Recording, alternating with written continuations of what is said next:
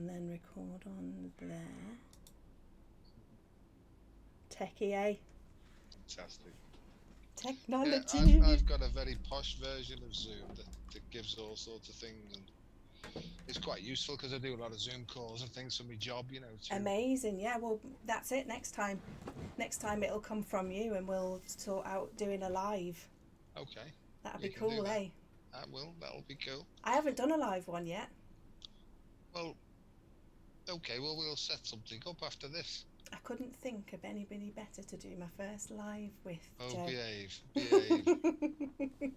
I've met Wallacey girls like you before. That made me chuckle when I saw your when you were going for your run and you said a lovely lady, and it because I always end up going into your accent as well because obviously I've lived in down south in Somerset for a long time now, and also went to theatre school. So Yeah. so it was always drummed out of me. But when you said, and she's a girl really, and I was Yeah. thinking, it reminded me of my mum because she used to say, she's a good girl to my kids. Good All girl. girls to me, all girls, all women. I just say all girls, and it's really Yeah. the highfalutin ones who pull me up and say, "Excuse me, I'm a woman," and I think, "Oh well, this is this is probably the last time I'll talk to you then." Yeah, yeah, yeah. So yeah, I liked so it. yeah, so you went to like finishing school, did you? Like a RADA, and you drive a Lada, right? It wasn't finishing school. I didn't walk with books on my head and stuff. Yeah, yeah. It was So just it was in Wallasey actually. was it? Yeah. There was three older lady dance teachers. They were amazing, but they were they'd grown up in the theatrical environment and in doing that work. Amazing teachers. But it was always in the changing room. You'd almost get a clip around the ear, for going into your accent. It was, speak properly. Well, I got told by my supervisor, professor of medicine.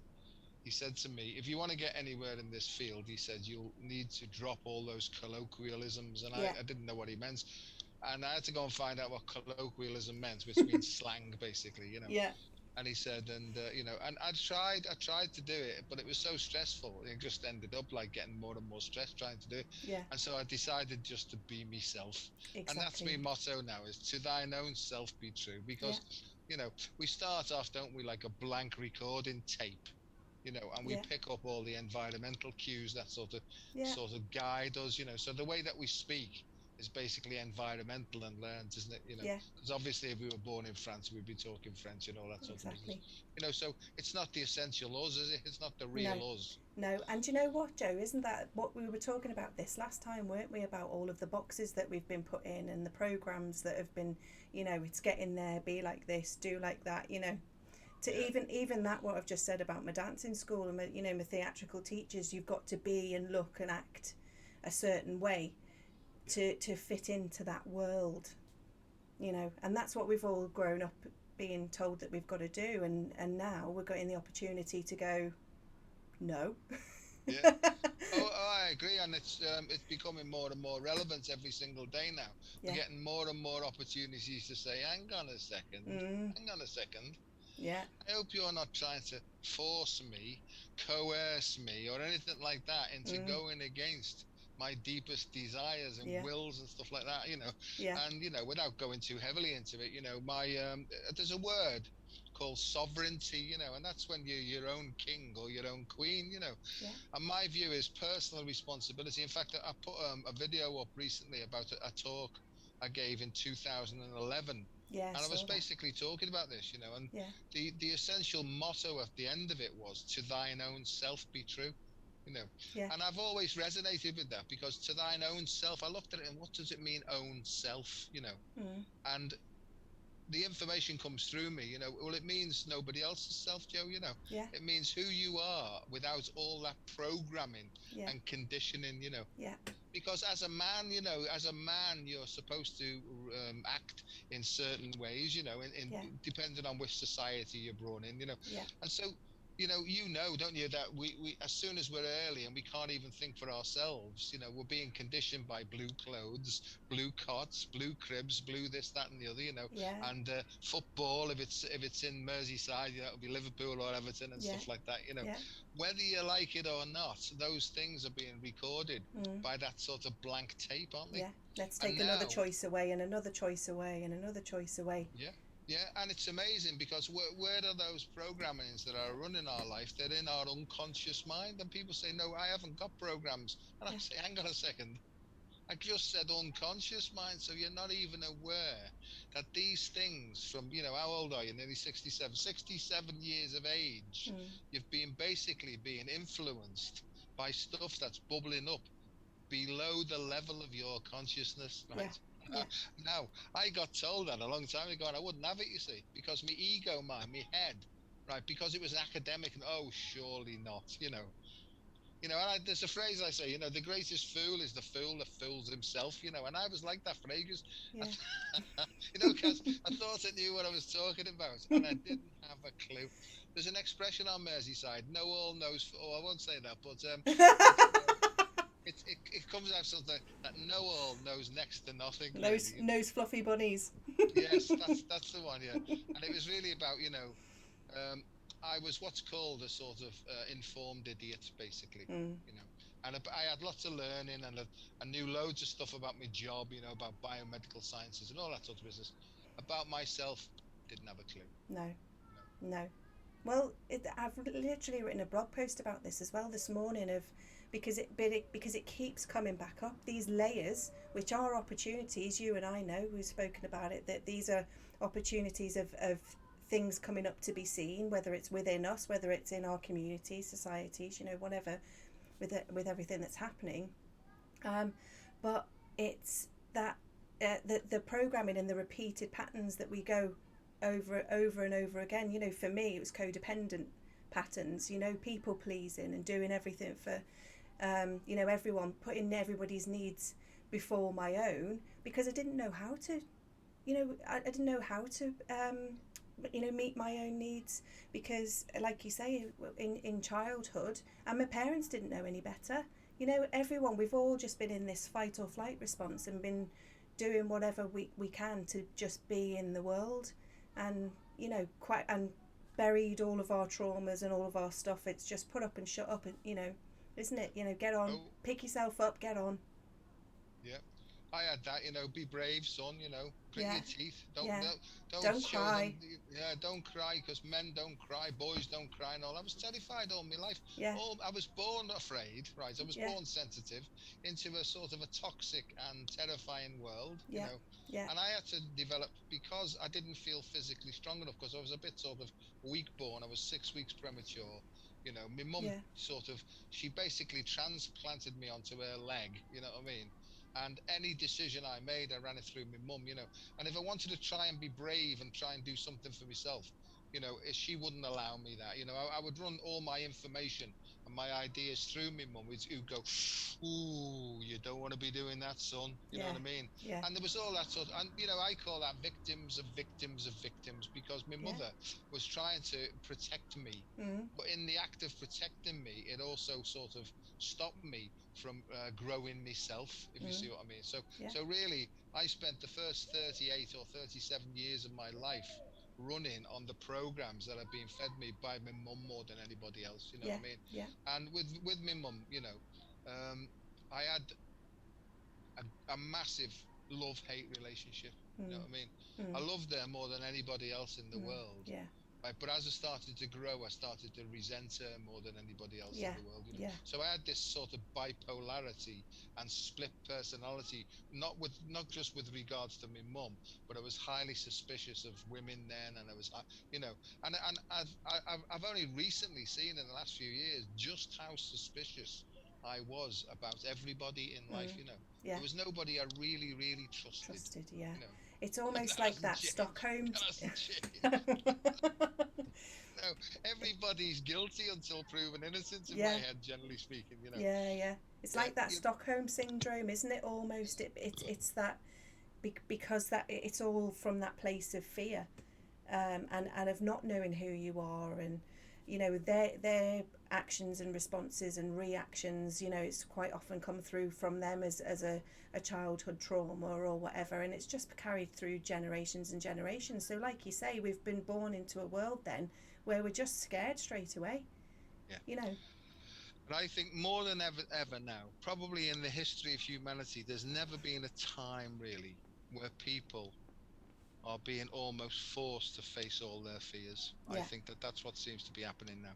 You know, and whether, you know, whether you're getting into the fact that it's all being done before, and it's related to the fall of Atlantis, and we're getting a chance to, I don't know. I don't really get sort of bogged down with that stuff, to be honest with you. You know, but I do It's feel quite that, amazing. yeah, I do feel that the way the world's going is that it's almost like there's a great big shift in consciousness occurring, where people are having to face their deepest and darkest aspects of Yeah. themselves, Yeah. and just why they don't feel secure in themselves, you know. And Yeah. I know Yeah. that's true, because I've just basically spent about 30 years dredging the my unconscious, Yeah. and finding out all the bits of stuff where I was hanging on, you know. Yeah. I mean, people are talking about oh, that triggered me. That seems to be the new thing. Oh, you've just triggered me there. You know what I mean?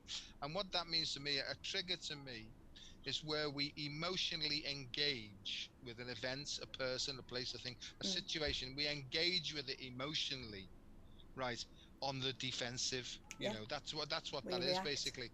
And if you don't know immediately, you can point the finger to the thing that's doing it, but in actual fact it's actually highlighting, right, a hook that's in us that needs to be removed, you know what I mean? Yeah. So it's almost like fishing with a pH, you know, a Yeah. pH fishing, you know. That it's hard to get your head around this, but if you do get triggered, it's an opportunity for freedom, really. Yeah. You know, but you know, you don't, you don't just say, well, you can say it. You can say, oh yes, I do welcome triggers. You know Yeah. what I mean? Yeah. You can say it with your head, Yeah. but if you don't mean it, it hurts like Oh, hell. You know. yeah, yeah. Well, when you're in it, you can't. I've had that Yeah. experience, and that's it's so aligned with what you're saying, because that's literally what I wrote in my post this morning, of that, when you know, when you're in it and you're reacting, you even sometimes I find I know I'm in it, and I know I'm reacting, and I call it feeling crunchy in my body. But what I've learned is that to turn it around as quick as it's come, and look at, okay, why is this coming up for me?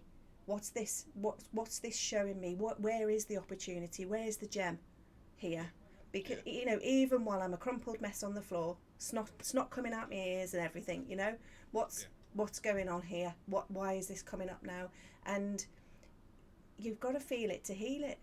You know, this is, I sort of do it with I speak in metaphors, or things always come up for me in metaphors or songs or films or, you know, pictures like that. And I was in a car crash in 2013, and had to have skin grafts and all of that. You know, it was one of those. I think, you know, it was a choice point, really. I probably could have got out of here then, Yeah. Yeah. but I chose to stay. And the thing that I had a lot of operations, as people do, you know, when they go through a massive trauma like that. But I remember the nurse saying to me that I had, you know, half the arm in my road, half the road in my arm, Yeah. because I was Yeah. dragged through the driver's side, like I was still holding the steering wheel and was dragged along the road like this. Lucky to have my arm. It was, you know, a miracle, really. But every now and again, from all of that time ago, every now and again, where on my right hand, the right arm, these little shards, I'll get these little spots on my in around where the wound was, or, you know, around this sort of area where the spot will come up, and it's basically breaking the skin, because it's a piece of muck or glass or something, Yeah. that was so tiny, that went so deep into my skin, that all of these years later I still get it now, every now and again, and it literally cuts from the inside and works, because it's working its way out. So what happens is it opens the wound, Yeah. but it needs to open the wound to come out, and for me to notice it, you know, to notice it. And that's what I just think, it's a brilliant metaphor for exactly what you've just said, for these things. Anything that's buried, anything that's been buried within us emotionally, or the traumas, whether it's manifesting in our body physically because of, you know, a physical trauma that we've had, or whether it's to do with emotions, it's all working its way up, and it will only dissipate or heal when we allow it to come up, when we see it and say, and like you said, it's an opportunity. It's coming up because it wants to be seen, wants to be felt. Couldn't agree more. We have to heal it to feel it. Yeah. No, we have to feel it to heal it, because the issue's in the tissues, right? Yeah. Because, and I see that we can do physical stuff, and we can have massage, and we can do stretching and do yoga, Yeah. right? Yeah. And there's a way, you know, because part of my job is I teach remedial massage therapy and stuff like that, because I understand those things, you know. Yeah. Yeah. So the skin and the connective tissue is very important, you know. Yeah. So once you can get that smoothed out and you're pretty well stretched, what seems to happen then is you've just created space for more stuff to come and fill that gap, you know what I mean? Yeah. And that's the hard part, because now we're going from what's called, in technical terms, the somatic system, which is basically the outside of the body, Yeah. and then we've got the visceral organs underneath them. And the viscera, you know, when you say eviscerate somebody, it means cut the organs out, you know. Yeah. So what actually happens is all these tissues of the body, as you well know, they hold on to, it's not the tissues actually that hold on to it, it's actually the mind, right? You know, you know, we talk about muscle memory and stuff like that, but it's the mind we're talking about. Yeah. But it actually manifests in the physical body as well, you know. Yeah. So we have to sort of work on letting the outside go and do more relaxation, so all these feelings start to emerge. Now the thing is, as the feelings emerge, like you quite rightly say, we've got to feel it to heal it. Yeah. So how do we do that? Because if we get uncomfortable feelings, the tendency is to jump in and try and find out what's going on. Yeah. And that's what I did for years. I used alcohol and drugs, both prescribed and non-prescribed drugs, anything at all, to actually take these feelings away. That's how I lived most of my life, you know what I mean? Yeah. Or to distract myself in some sort of a way. Mm. But however, you know, I'd go out, I'd be with people distracted and sort of being sort of extravagant and stuff like that. But when I was by myself, I was left with all this stuff again, Yeah. you know what I mean? And it's I'd be like you said, it's distraction. Absolutely. It's all distraction or numbing, or, you know, not actually paying attention to what's really going on. Yeah. Within you. And you know, and that's what medicine does. It treats symptoms, doesn't it? It will give you some sort of something to. And it did. You know, I was on all sorts of antidepressants, everything, because I didn't know. You know, even though I was in biomedicine and medicine and all that, you know, I was sort of brainwashed into the system. Now, I'd just like to say that I'm not a doctor of medicine. I'm a doctor in medicine, and what that means is I'm a non-prescribing doctor. And I've been a senior research fellow in medicine for a long time, and that means I'm a scientist who works in the field of medicine, and that's what my PhD was about. Yeah. It was basically about how what goes on between your ears, how it actually manifests in your body, right? And sometimes you need to use the body to change your mind to actually release this stuff, you know. So what I found out is that you can actually change the way your heart works, to change the way your head works, right, to make better choices. So it's turning things like cognitive behavioral therapy on its head. I am not in any way, shape, or form opposed to medicine if it's used in the right amount, at the right time, for the right condition. No problem whatsoever, you know, because I do believe, because I work in the field of complementary medicines, if you like, you know, and that complementary means to work alongside, you know. So what I actually do is, most of the teaching I do, or the talks or the workshops I do, are to do with evidence-based non-medical interventions that work alongside medicine, you know. And that's what I do, you know. And most of the people I work with who are medically qualified doctors, they're only too glad to be able to show, you know, or to help patients to actually take part in their own recovery process. That's what they want more than anything else. So that's where I'm coming to. You know my story. My story is, after years and years and years of stress and anxiety and depression and panic attacks and basic fear and alcoholism, smoking and overeating, all those sorts of things, right? I couldn't handle it anymore. So I made two really serious attempts to do myself in. Now, for some reason, Kaz, for some reason, those two attempts failed. Right. One of them, I tried to throw myself off where the Mersey Tunnel is, the bridge Oh, above the really? Mersey Tunnel, yeah. Wow. And just as I was about to launch myself, and this is true, an old woman appeared from nowhere. Now, I can't quite remember because I was drunk and all sorts of, I was out of my mind totally. And she dragged me back and I hit the pavement, and then they called the ambulance. And for some reason, they sent me to the psychiatric department again, because I just didn't know what was going on with me. No. And then on the next occasion, right, when I got out, it all came back and I didn't know what to do. On the next occasion, I took that many tablets, and drink that it should have seen an elephant off. But Yeah. once again, it didn't. And in that second occasion, something happened which I can't quite explain, but it was almost as if everything stood still, you know. And people have said this, well, probably that was called the peace that passeth all understanding. Now, I'm not a religious person, I do Mm. believe in spirituality. I do believe that there's a lot more going on in the invisible realms than we Yeah. can possibly understand. Yeah. But I laid aside all my religious beliefs a long time ago. Mm. I believe in religiousness, if that's a spiritual thing, but I don't Yeah. believe in religion anymore. Mm. Having said that, I do quite clearly see that of the major religions, they're basically at the core saying all the same thing. Yeah. You know, Absolutely. I be agree. nice to Yeah. others and you'll get it back. Yeah. So what you give out, you'll get back. So And a lot of it's been contrived, hasn't it, and used to create the polarity and dissonance and dis-ease between, making people judge each other, you know. absolutely, I couldn't agree more. And it's a bit like following football clubs, in it. I mean, Liverpool and Everton, for Yeah. example. You're either the red or the blue. You know what Yeah. I mean? Yeah. And there'd be such conflict between the two of them. Mm. And stuff like Yeah. that. But so, and I think is our Rather than team's just better. enjoying the experience of being Yeah, coming yeah, together, exactly, celebrating the talent, celebrating the togetherness of, Yeah, but that's what you say. It's I'm not divisive, saying and about it's competition. Sorry, keep yeah, cutting you yeah. off. Go on. No, you're right. No, it's divisive. It's competitive and all Mm. that. Mm. And I see that religions have done that. This is just my way of talking about things. Yeah. Yeah. But I see religions have done. Our religion's better than yours, and if you don't follow ours, you're going to go to hell. And the other one's saying the same thing. And if Mm. you don't eat this sort of meat, and if you don't eat that meat, and if you shouldn't eat meat at all, blah, blah, blah, blah, blah, blah, blah, blah, who's right? And that's what I came to in that second occasion when I tried to do myself in. I was hospitalized for 8 weeks in the psychiatric department.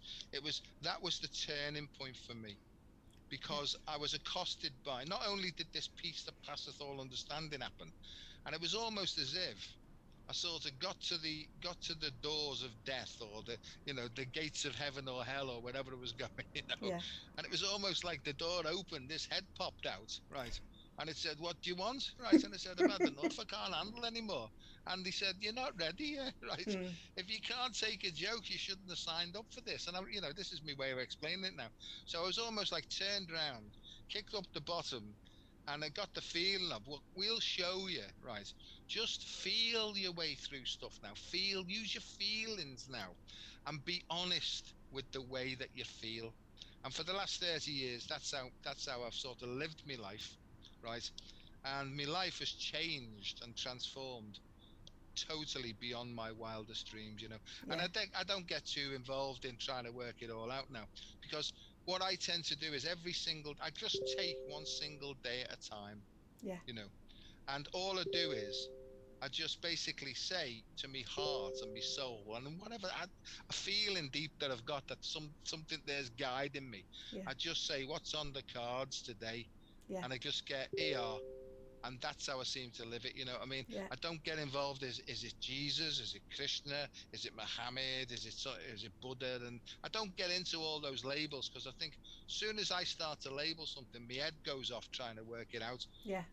I really, really do keep it as simple as And possible. it's up here then, which is where it's like you go into overwhelm, and if you're thinking about the future or trying to figure things out, it's anxiety. You go into anxiety. But if you're thinking about the past, or reminiscing, or melancholy about, or regretful about what's happened in the past, you're depressed. Yeah. And so either way, it makes your heart shut down. you lose you've lost the connection then, haven't you? You know, You or we have. put walls up because we're so scared. And actually what you said earlier about the thing of, coming back to our heart and our heart center and our core, that's who we are. That, Exactly. and breathe into your heart space and be in the present, because that's all there is. All of the rest is noise and distraction and all of that that's been, more and created more and more to keep us out of alignment with who we are. Couldn't agree more. And I think that heart closing, that it's called an egocentric contraction. Yeah. That's the technical term. Wow. And it's a perceived threat, an ego threat, Yeah. right? Yeah. Because that higher power, deeper intelligence in us is never threatened, right? So Yeah. that's got, because that's where all the power's coming from. See, I knew when I handed my will and my life over to the care of this deeper intuitive wisdom, right? Yeah. It knows, right, what I need to do, so it will let me know. Yeah. It says to me, like, you don't have to be looking at the news, you don't have to look at newspapers. In fact, you don't even have to read anymore, Joe, right? Yeah. Because we'll whatever we is, it's like the royal we'll give you the clue, right? Try and pay attention, son, right? Act on the information received and see how you get on. Yeah. And this is how I know if I take an action and I feel open and flowing, I just keep going. Yeah. Right. And if I Beautiful. take an action, right, and it doesn't work and it feels obstructed, it was the wrong choice. Right. It was the Yeah. wrong choice. Yeah. Yeah. And sometimes I've got to go forward, and sometimes I've got to go backwards or left or right or whatever. See, Yeah. I know now that I trust myself wholeheartedly, because it's my biggest self, Yeah. big mind, that's actually guiding me now. Yeah. But when I get tired, the little one wants to come in and have a nibble. I Yeah. can feel myself getting tense. Yeah. And that's called the defense arousal response when I go into contraction. And that's how I sort of live my life now. Yeah. I don't know, I'll go on, you'll have to jump in when you want to, but Oh no, I love it. no. So And I live my life. I am gonna create a meme when I go back and listen to that little nugget that you gave, because I can't remember it already, but it was perfect for a meme. Oh, right. Dr. Joe says. No It was idea, wonderful. Doctor's orders, do this and don't blame me. You know what I mean? Because It was people something say to about me, flow. It was gorgeous. yeah, it's people get on to me and they say, what shall I do about this? I said, oh no, don't be at it now. I'm not telling you what to do, because I don't even know what to do myself. And they go, well, you've got a PhD and you've got all these qualifications. So hang on, this is how I work it, and this is how I was shown. Yeah. The answer I'm looking for is in there. I have to stop, sink deep, allow me breath to come and go until my shoulders relax and my jaw relaxes and my eyes relax. And then I say, will you give us a clue, please? Yeah. Right. And I get it. Sometimes I'll get like a feeling of a strong load of thoughts will come through, or I'll maybe get a picture. And like you say, a song might come up on the radio. I could even read the Beano, that's an old comic magazine. I could read the Beano, and it would guide me in the right direction, you know. Or I get synchronicities where I see 11, 11, 12, 12, and I think, okay, I'm on the right path now. Yeah. Because I didn't have a clue about any of this, I was sort of reasonably well esteemed in my scientific career, right? But I've no idea. I was a knowledgeable idiot, knowledgeable idiot. And where am I today? I'm in the same position, but I'm on the lookout for it now. Yeah. When my head's getting back in charge. I'll just say this bit. The way I live my life now is by the way that my body feels. Yeah. Because my body's really the recipient, it's the vehicle, if you like, of ancient wisdom. And it's always on the lookout. It's always got, beyond the level of my consciousness, it's always got feelers out, and it can see further and wider than I can. So it can actually see events starting to happen, and it feeds me with the information to say, son, pay attention, quick, turn left now, right? And it's a bit like TomTom. Sometimes I've got TomTom on the car, TomTom's good Native American thing, but TomTom's on, right, and it'll say turn left at the next lights, and my head will say, surely that's not right, and I'll go another way, and I'll be driving for another hour going the wrong way, because I didn't trust this internal navigation. And so generally speaking, I do now. Yeah. And it is, isn't it, it's paying attention to that, because none of us have walked in another one's shoes. You know, I've said to someone recently, you know, I don't know what happened to you when you were 5. I don't know what it was like to be you then, or in any of the experiences in your life. And actually, what, you know, that knowledge that you've got, that you've learned, is really important and served you well at that time in your life. But it's when you bring it into wisdom, with your own knowing, with your own being aligned with, okay, the knowledge that you've got, that's, you know, that's more ego based, if you like, that's more in your brain, and bringing it into your heart and into your knowing. You know, it's like we're having these conversations. We go before, oh, what we're going to talk about, what we're going to say. And there was a time where I would have been definitely more like that. You know, things had to be organised and all of that, because I was supposed to present myself in a certain way. It's got dark quick, hasn't it? Yeah, so I've just stuck the light on there. So Yeah. there'll be the light shining on one side. This is my best side, by the way. Oh, yeah, beautiful. That's I appreciate it. But you're right. You're right. And I know from the study that I've done, you know, I know that there's a psychologist called Carl Rogers, and he's basically the father of humanistic psychology. Yeah. And what he felt was that people were born unconditioned, if you like, and deprogrammed. But as soon as they were born and they were sort of prey to the external circumstances, they were fed and programmed with all these conditions, as we've talked about, you know. Yeah, And yeah. he felt that the way to freedom, right, was actually to start to unlearn these programs. But the only way that you can do it is by becoming reflective and more mindful, Yeah. you know. And we were saying before is, you know, in order to heal, you've got to feel, but not by jumping in and trying to distract yourself. Because I teach, like you, I teach mindfulness, you know, and to me, mindfulness is just replugging back into your authenticity and allowing these globules of repression and suppression to bubble up, right? To feel the feeling, just not even mess around with it, just feel it, breathe through it, allow the energy, if you like, to assimilate and diffuse across your tissues, and then all the stuff that's been keeping that down, that vitality and energy and power, is then redistributed in your body, and so you feel more vital. Yeah. And that to me is the neutralization process, and it's acceptance, you know. And to me, acceptance is the key. Acceptance means, and this is what I say to myself, okay, that's the way that it is, right? What action do I need to take now? And I don't take an action until I know that there's an action. And sometimes I'll get, you don't need to know anything at all. You just need to see this bit here. Do you see how that links to that? Yes.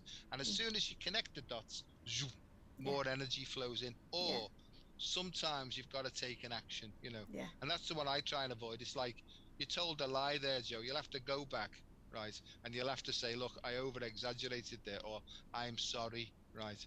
And the little ego in me still goes, oh, do I have to? And I get, yes, you do.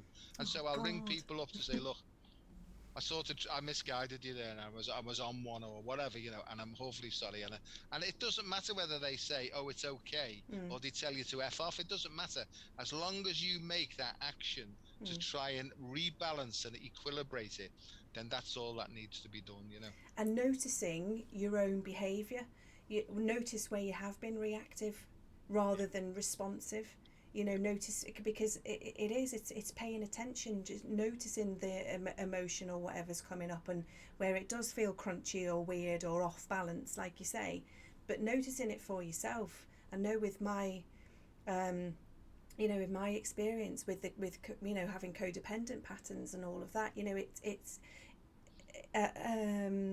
wanting to take others' pain away, wanting to be, and it's almost over helpful. It's almost, you know, it's like you said, where they say, oh, you know, Dr. Joe, what do I do? And you know, when you've become that way, where everyone in your life, all of your relationships are going, what do I do? And then I'm there trying to fix everyone. It's okay, I can make you feel better, because that makes me feel better, rather than, you know, going, actually taking, you know, that completely depletes me, my own cup. You know, but you've got to fill your own cup first. You've got to take care of you first. And it was actually that the patterns started to break. Sorry, I've got loads of stuff coming up now. or started to recognize these patterns as a result of going through something in my relationship, and looking up how to support him.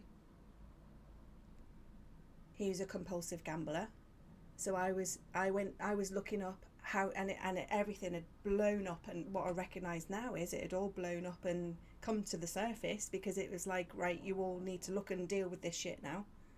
Yeah. But my immediate response was to look up, how do I support my compulsive gambler husband?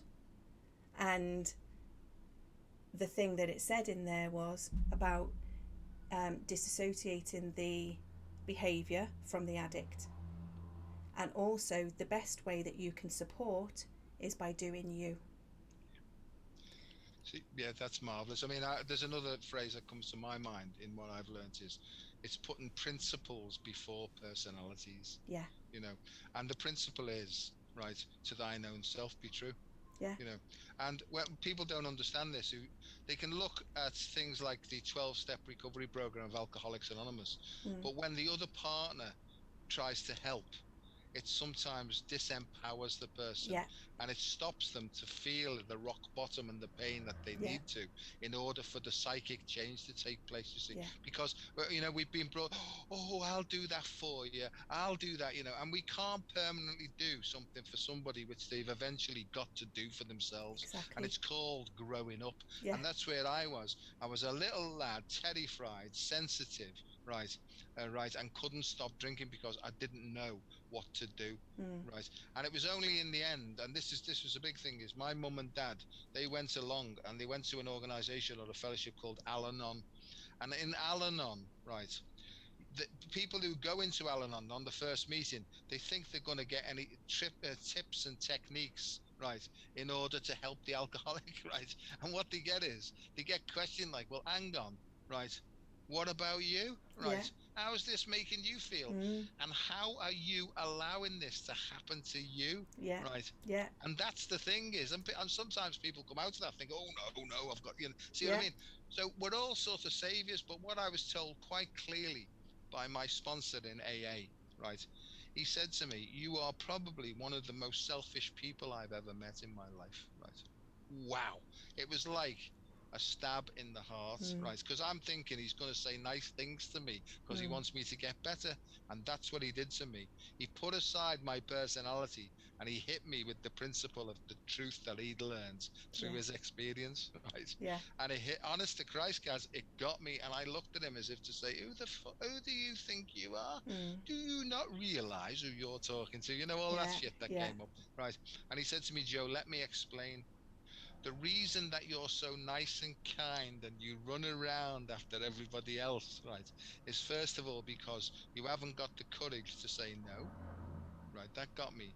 Yeah. And he said, and the reason you're nice to other people is because you don't want their reaction to hurt you. It's not about you saving them. Yeah. This is you saving you from their emotional reaction. And I thought, Jesus, it's correct, Yeah.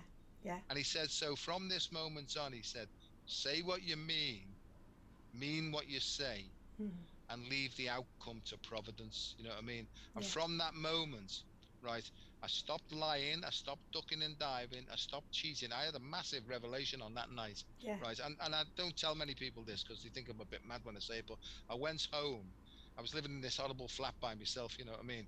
And I went home, right, and I sat on my bed, and I got this feeling again. The feeling came over me again, right? And a voice, clear as anything, a voice said to me, right, Joseph, we love you. Oh. Well, my response was, thank you. F off, right? F off. Come back in the morning when it's light, right? I was terrified because I thought I was going back to the psychiatric department again because I used to hear voices and see things and stuff like that. So anyway, when I got up the next morning, I put the television on and I saw the news and nothing made sense to me. And I realized then that was the leap into the next dimension and back to truths. So it's actually not a leap, it's actually going backwards to go forwards. See what I mean? Because a big layer of crap, I was relieved of that.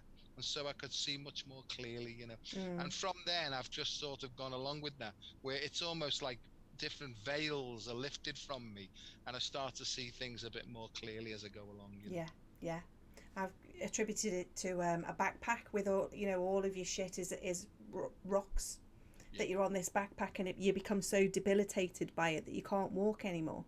But you've got a choice to stop and take the backpack off, yeah, and immediately you feel that relief and that release, and then all of a sudden you're noticing the world around you isn't actually so bad when you breathe, like you said, breathe into your heart, accept things in the moment where you are, and then it's just that, just making that choice for yourself, loving yourself enough and being brave, like you said, having the courage enough to go, I don't need to carry this anymore.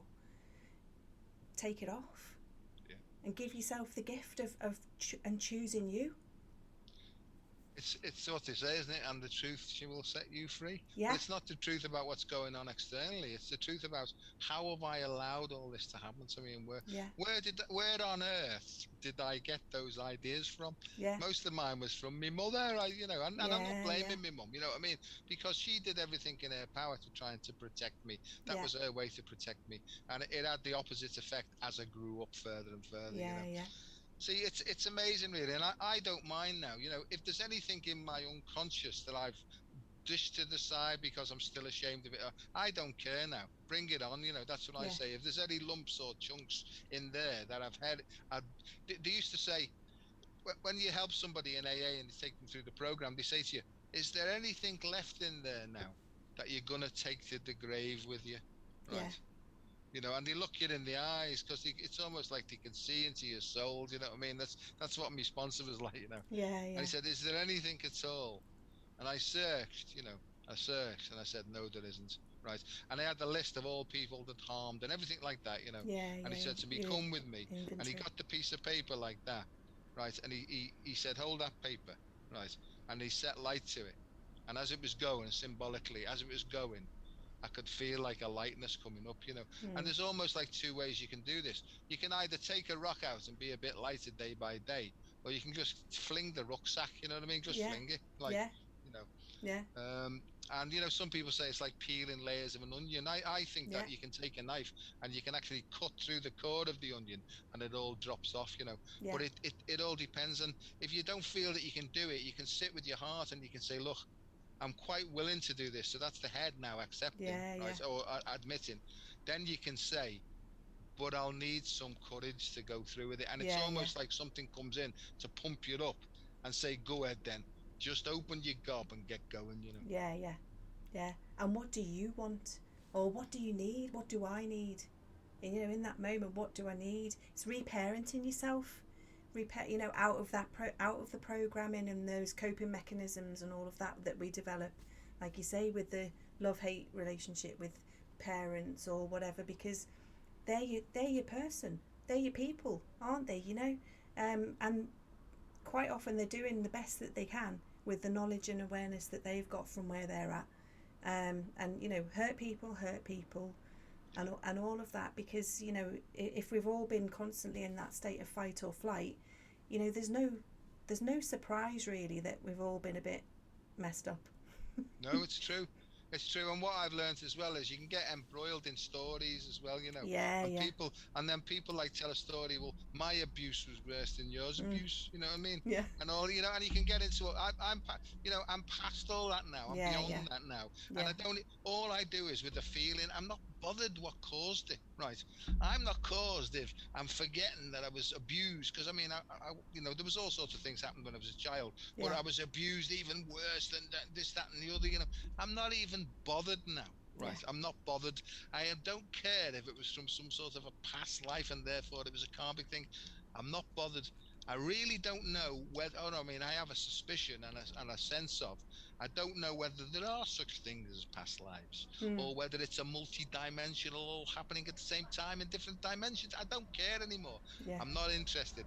All I'm interested in doing is sitting with myself, trying to find something joyful kind, considerate, and helpful, if at all possible, which will help me first and foremost, me, right? Because then I'll feel more happy, Yeah. right? I'll be nicer to live with, Mm. I'll have more vitality. So I've sort of gone beyond philosophy now, and Mm. I'm really just back to feeling, Yeah. you know. Yeah. I love that. And you do it so well. Well, and it I takes love talking to practice. you. Because it takes practice, doesn't it? Yeah, it does. It Because it does. just doesn't it And doesn't being come kind to overnight. yourself is the most difficult thing quite often. Yeah.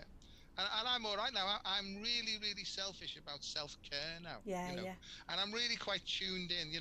I mentioned on my little run the other day, I've been having problems with my leg and all that, Yeah. but I want to do it from the inside out. I want to Mm. do it from an energetic point of view. Mm. This is what I'm experimenting with at the moment. Yeah. And I sort of get shown by my feelings that it's almost like there's a cleansing energy coming in. It's like little sort of turbo brushes that are going in, Mm. right, through my meridian system, through what's called the nadis, Yeah. from the nadis into my nervous system, Mm. and from my nervous system into my muscle fibers, right, and it's cleaning them out. And all I've got to do is start walking and moving in a different way so that alignments with all those things happen. And it's happening, right? It's Mm. actually happening. And that's why I'm made up, because all this thing now is happening from the inside. Mm. And some people say, well, that's the soul, embodying, it's an embodiment of the soul, and Mm. now it's starting to work through you. Okay, if that's how you see it, that's Mm. fine. I just know that I feel more free, I feel more expressive, I feel fantastic, I've got loads of vitality most of the time, Mm. Yeah. and Yeah. things seem to be falling into place. Yeah. Beautiful. Beautiful. I saw this. Well, there's a couple of things there because there was this with you mentioning about your tendons the other day. There's this awesome book that maybe if maybe helpful for people. I found it really helpful, and it yeah, it just is. Any time I look in it, it's aligned with everything that you've just said, because it's basically the most comprehensive dictionary dealing with the conflicted thoughts, feelings, and emotions at the root of illnesses. And I looked up about Achilles for you, and I won't read it here, unless you want me to. But Has it got something to do with small willies? Oh my god. Behave. Right, I don't care anyway. No, it Even that's hasn't. left me now. I don't But mean the willy, but I mean the woody of the willies left me now. I thought you were going to say Woody. No. No. The woody of the willy while smoking a woody. Carry on. Oh, dear God. That's what we need more of as well, isn't it? Oh, Giggles and absolutely. laughter. Absolutely. But it was about what you've just said. It relates to taking action, to get things moving in order to achieve my dreams and reach goals I've set for myself. I base my life on solid human values. I increase my inner strength by being myself. And that's sort of the affirmation. So it gives you a whole definition of what's going on, exactly what you've just said, what's going on in your body, what it is from as within, moving through and out. But it gives you this acceptance. I accept that this is happening, this is why, and allowing yourself to feel it, all of the things that we've just said.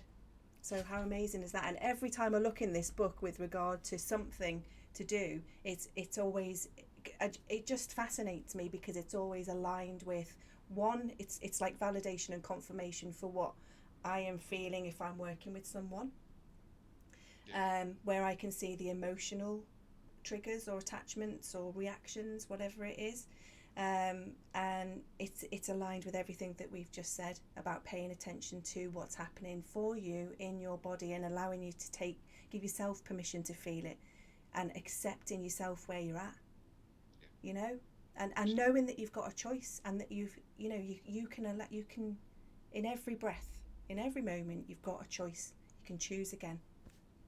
So, And that's why really I love beautiful. triggers, because the way I deal with triggers is I breathe them away now, because the Yeah. out breath is the releasing breath. I didn't know this, because Yeah. in a contraction, we take a big deep breath in and then we hold our breath, Mm. and I didn't understand just how powerful becoming aware of your breathing was. Yeah. So it's not just how many times we breathe per minute, but it's actually the quality of the breathing, Mm. and as you know, in mindfulness, you get in touch with more and more subtle energies and subtle feelings, Yeah. so it's almost like from sense to sensibility, Mm. I call it nuance, like when people do this, it's trying to, you're trying to really, really deeply sense something, Mm. I think that that's what happens is, as you start to get to know yourself, it's almost like from the inside out, but you'd have to go inside to go outside to come back into the middle as well, Yeah. it's like a flowing thing. So what I'm trying to say is, we start off working with instinct, right? That's how we're born. We're born with instinct Mm. because we haven't developed our own intellect. And then as we go on, our intellect develops because of environmental conditions, what people are telling us, what we're thinking for ourselves. Mm. And it's almost like you have to get to a point where intellect no longer works for you. Mm. And what does that feel and sound like? It's like everything I do's going wrong, right? Yeah.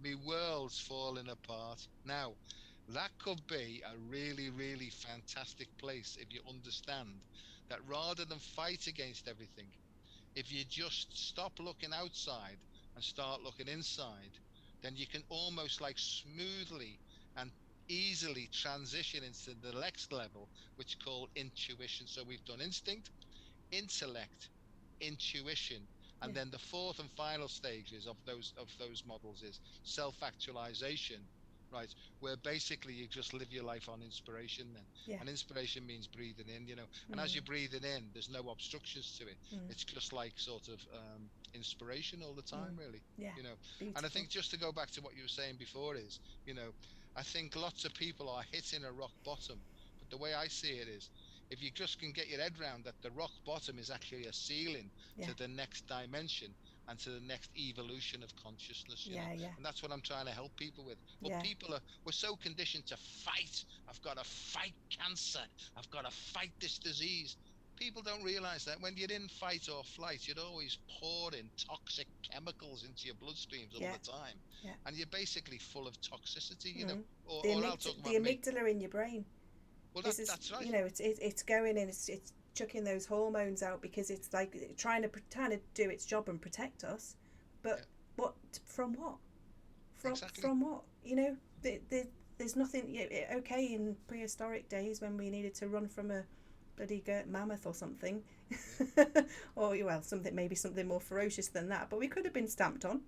Yeah, it could have, yeah, or a slow moving brontosaurus or something Yeah, like that. Yeah, yeah. yeah. But it's like you say, it's the prehistoric part of your brain, isn't it? So and it's still pumping all of that because we've been programmed again, taught that we've got to be afraid of everything, and then the things that are being pushed, and the things that are happening in the world right now, that's been latched onto and making grow.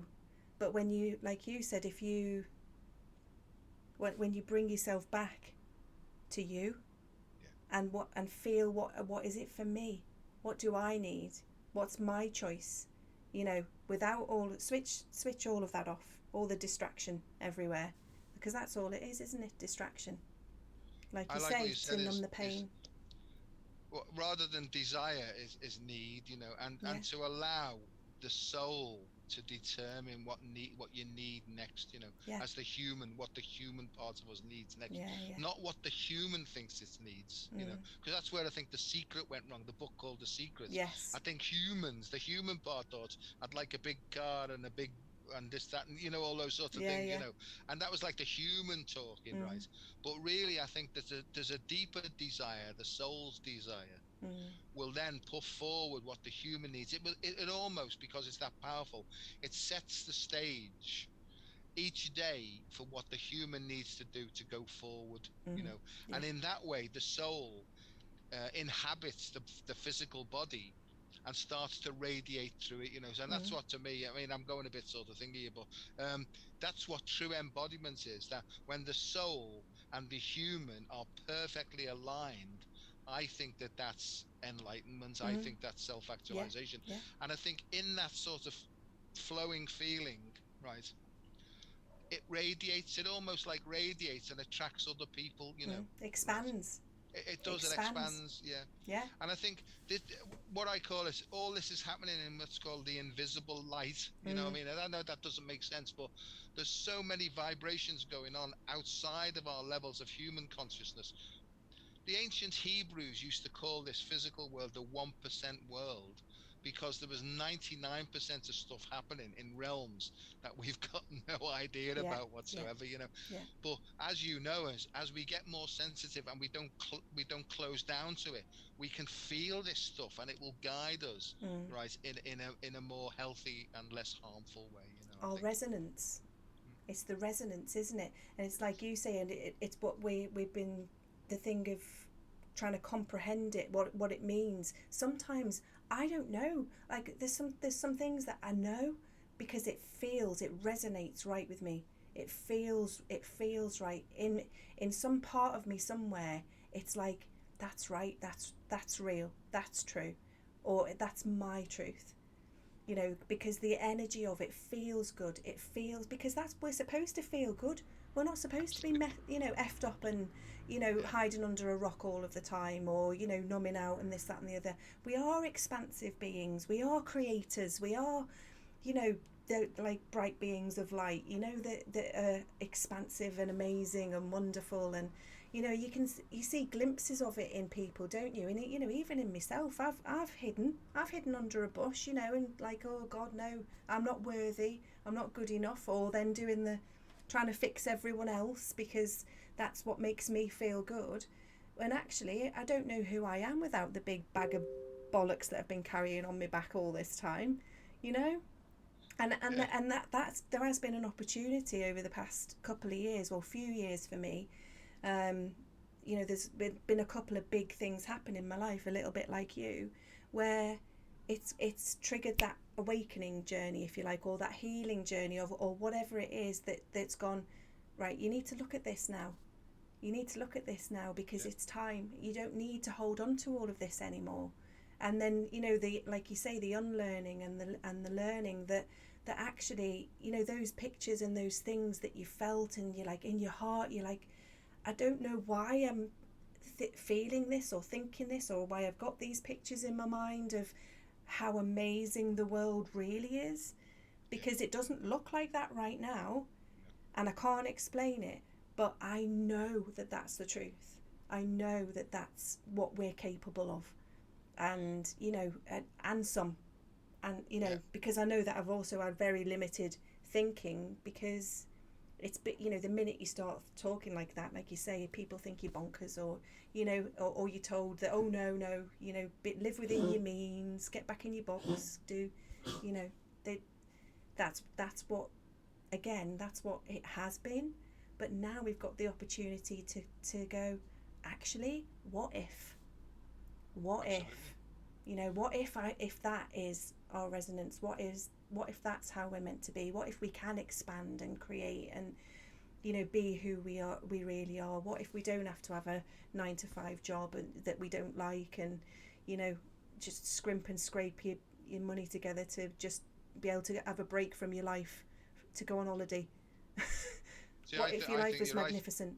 because fear, we can talk caution, but it's really fear that blocks us from taking chances. Yeah, That's my yeah. thing now, and I couldn't give a shit anymore. I'll just like plow into it now. mm, But mm. with a sense of, I'll ask first. I'll say, look, is this for me? Go for it, son. Go for it. Yeah, yeah, And mostly with a go for it now. yeah. That noise I just heard there. Have you got some sort of digestive problem, or is it? It's my Is it? dog. Oh right, it's your dog.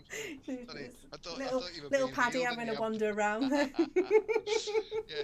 No, but It the thing wasn't is, me, I was honest. always, I was always wanting to do stuff, and I'd nearly get there, and right at the end, I go, oh no, I'm not quite ready for that yet. You know what I mean? Mm, Now, drink helped me, right? It helped me to do that because I just like one part of me, the fear bit was blocked off, so it was yeah, this Dutch courage, but it was so unbalanced or imbalanced, if you like, that it yeah, caused chaos, absolute chaos. yeah, But I can see now, I have a sense of that seems like a good idea, right? I think I'll have a go for it. yeah. Is it right? Is it correct for me? Yeah, go for it. So I'll have Mm, a go.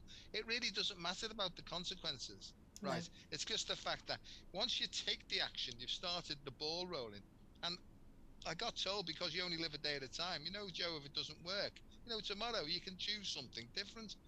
And that's the thing now is, and sometimes you can choose just one breath at a time, Yeah. you know. And I say to people now, look, I've made a mistake. I'm sorry, I've Yeah. had Yeah. to rethink about this. It doesn't feel right for me, so I'm sorry. Now, Yeah. if they get a cob on with you telling the truth, that's not your problem. No. You know, No.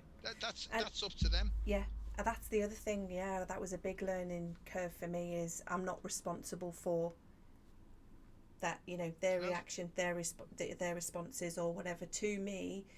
Doing what I need to do for me, that what feels right for me. Because again, that codependency, because that's an addiction as well. Because it's doing, it's needing that constant validation or whatever from outside of yourself. Pleasing others to help me yeah, feel good. yeah, Which is exactly the same as all the other addictions. We give our power away to that entity or to that, um, that drug or that whatever numbing device, that pill, that prescription, whatever. We're essentially giving our power away. But at the same time, I have learned that there's times in our life where we need to do that. We need to give our power away. They're like those entities or those things are almost like holding it for us until we're ready to take it back. yeah. Because you do, we all, that's what the human experience is about, isn't it? It is, and you've got to know the dark before you know the light, and vice Exactly. versa. You've got Exactly. to know. I mean, I've been through hell and back. I have. Yeah. There's no doubt about it. Yeah. There's people who've suffered far worse in certain areas, but in other areas, right, I've been to the depths. I mean, to try and do yourself in, Yeah. right, a couple of days and really mean it. Yeah. To Yeah. get to that state is like that's pretty sort of drastic, really. It is. Yeah. And I can see going through. I don't even identify with that lad anymore. You know what I mean? I No. love him. I don't identify with him because I'm not him anymore. You know Yeah. what I mean? Yeah. But I can go back sometimes on my profile on Facebook. I've put little Joe on there from 5 or 6 or 7 years of age. Oh. I can almost see. I can see the fear in him because there's also a twinkle in his eye, which I love about him. But he's got his fists clenched and he's got his shoulders hunched up already. Mm. Mm. And as the Jesuits are famous for saying is, give me the child until he is 7 and I will give you the man. Mm. Meaning that it's really those first formative years of Yeah. life Yeah. which unconsciously so all those actions, because you're like a sponge, aren't you? Yeah. They go into your unconscious and they drive your behavior. Yeah. And most adults don't know that they're being driven by a 7-year-old child. Yeah. Yeah. So all that stuff, so And you you stay know the same emotional age as your last absolutely. unresolved trauma. So, Absolutely. most of us are still toddlers to a point, or, really Yeah. quite young, until you Oh, start absolutely. recognizing it's like you said earlier, then it's time to grow up now. It's time to start adulting, whatever that looks like. Although I Yeah. do feel like sometimes I'm going backwards because for me, I was an adult young Yeah. because I felt responsible. So, Yeah. it's almost like going backwards now. No, I agree. I'm like a naughty 15-year-old now, mate. Yeah, yeah. Yeah, and that's how I'm going to stay as well because I Yeah, like it. You know what I mean? yeah, too I love right. I love taking the piss out of people. I have a phrase that I'm not laughing with you. I'm laughing at you. And they go, haven't you got that the wrong way around? And I go, no. Well, surely, you being a healer type person, you Yeah, should be. I said, listen, see all that shouldn't. Forget that. don't shut Right. on yourself. Yeah, absolutely. Yeah, so there you And go. Look, the, we're coming up to like an hour we here. are, yeah, So which is a that's really good time to finish. Can I read you this poem that I thought was really good and timely of course for you can. what we've been talking about? And my lovely friend sent it to me yesterday, and I just thought that's perfect for. We didn't touch on the thing that we were going to talk about either, which was in your post with the numbers, but maybe that's one for next time. It is. It is. It probably is. Who knows? That's the whole point, isn't it? We can't plan anything, No, right? no, So and it's so been that's amazing. It's been amazing. I love talking to you, Joe. It's yeah. just gorgeous Same every time. same here. We've had a good laugh, and that to me is what it's all about. Because I mean, I think under the laughing, the light-heartedness carries a serious message underneath it all. Yeah, Anyway. absolutely, absolutely. And just to know that you can come through it, whatever's happening in your life. You've been through the, the things that you've been through, that's, could seem pretty awful and traumatic. I've been through things that, we haven't talked about today. And most people have, in one way or another. But you can move through it. You can go and give that little 7-year-old boy some comfort and be the grown up for them and say, it's okay, mate, I've got you. It's all right. We're good now. You don't have to be afraid anymore. We can move through it, and we've always got a choice, and we can choose again, can't we? Absolutely. And it's learning that, isn't it? It's learning. Right, okay, everybody makes mistakes, but it's learning to say, oh, I'm gone, I've made a mistake. The quicker you can say that, right, the quicker the better. That's yeah, it, isn't it? Yeah. Right, yeah. I'll zip Beautiful. it now while you okay. So I don't actually know who this is by, so I'll it hasn't got any credits on it, so I will find out and put it in the description when I find out.